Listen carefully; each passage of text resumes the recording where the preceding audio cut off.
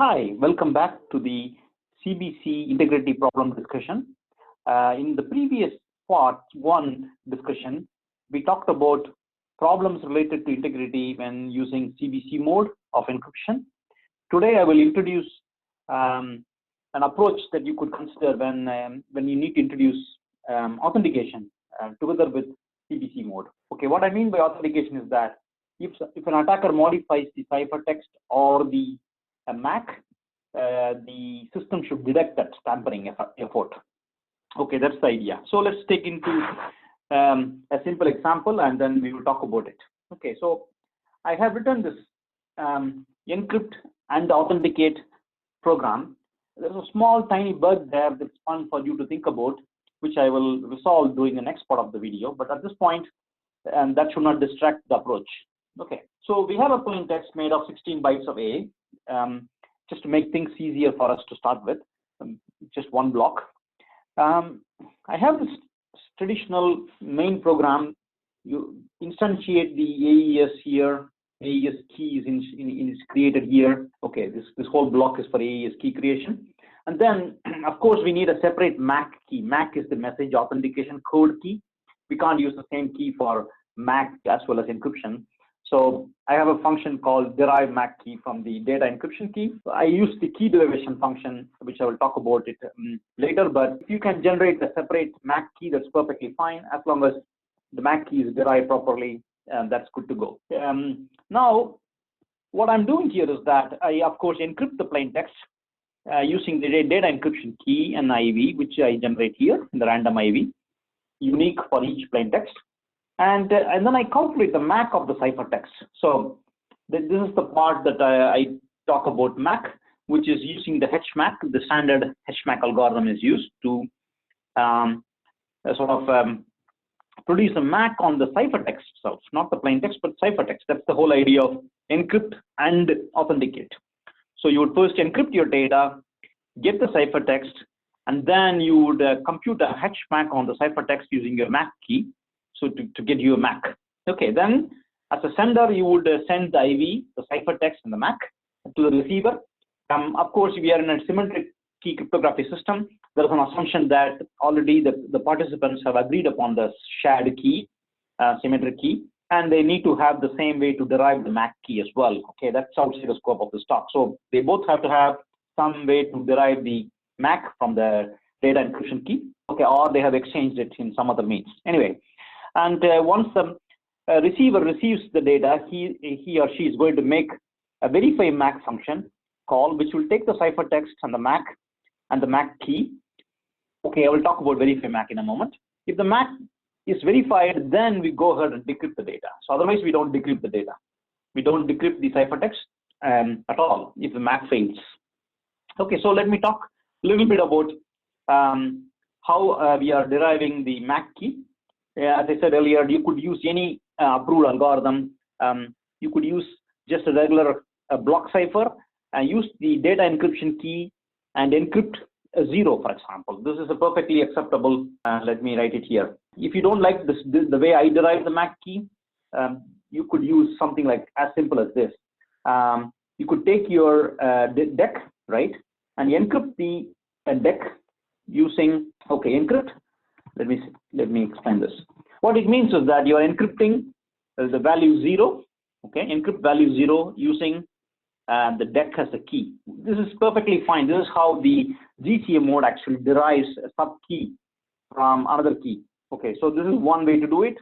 Otherwise, you can also use any key derivation function, right? Any key derivation function should be good enough. For this case, given one key, you could derive another key. Okay. Anyway, that's not the main purpose of this talk, so I will remove this part now. Okay, so once you have the MAC key, you could go ahead and okay, so this is how the MAC key is derived, and this is the regular encryption function, plain text, key, and IV. Nothing specific here, so I will skip this part. This is a regular decryption function. And verify MAC is actually doing interesting things, right? It's taking the data, which is in this case ciphertext, and the expected MAC, and the actual MAC is computed here, right? this is the MAC that was sent by the sender.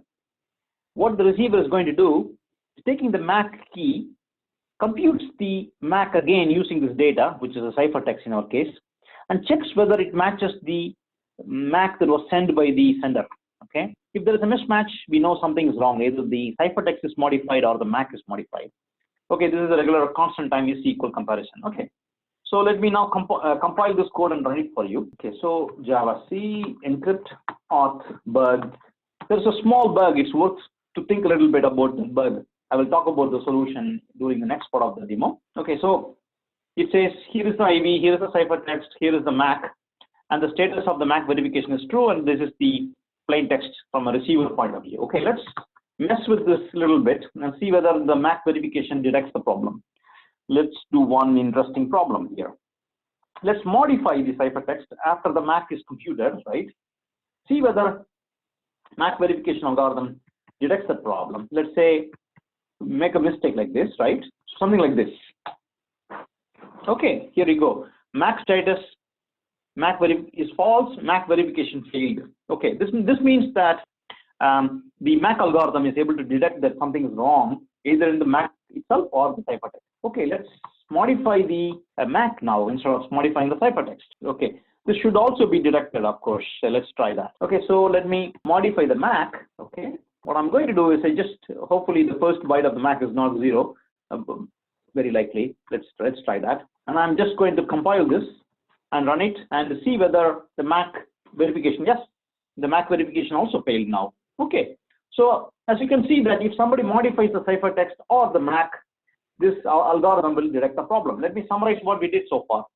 So what we did is basically we encrypted the plain text and got the ciphertext, right?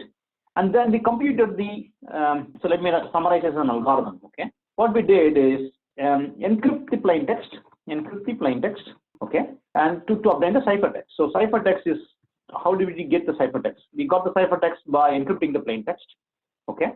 And then we computed the MAC, which is basically HMAC of, we need a MAC key, of course, okay? It's a separate key using, okay, this is basically what we did. This is the sender side or encryptor side, right? The sender sends these things to the receiver. Okay, so the sender sends IV, a ciphertext, and the MAC to the receiver. What does the receiver do? The receiver first verifies whether the MAC is correct. Okay, step 1, check whether the MAC is valid. How is he doing it? Well, he just takes the incoming MAC, incoming ciphertext, takes the MAC key and computes the MAC actually. So I talked about how the MAC verification algorithm worked. Check the MAC is valid. If valid, then decrypt the data. Decrypt the incoming ciphertext. Okay, that's all. Care must be taken not to use the same key. You should not be using the same MAC key as the same key that you use to encrypt your plain text. I have shown some dangerous problems if you do the same. But it's easy to derive one key from another key anyways, you know. You can use key derivation function or just simply encrypt one idea. Let me tell you one idea, okay. This is the idea followed in GCN. So you could compute a MAC key by just encrypting your, just encrypting a number 0 using what key you wanted to call it, DEC, the data encryption key. So encrypt 0 using the DEC to obtain the MAC key. That's perfectly fine, okay. Of course, you need to make sure you're not swapping the arguments, okay. Here is saying encrypt 0 using the data encryption key as the key, okay. That will give you some random number which you can't guess. If you guess it, you already broke the AES algorithm, for example. That will be much bigger problem. HMAC is applied on the MAC key on the ciphertext to produce the MAC. Okay, this is called the encrypt and authenticate idea. So what we did is actually encrypt and authenticate. We authenticated the ciphertext. That's basically what the authenticate part is. All right. I hope you will think about the bug. There is one bug in this algorithm, very interesting bug. If you don't fix it, whatever I have demonstrated is going to be exploitable. Okay, that's all I have to say for this session of the video. Thank you.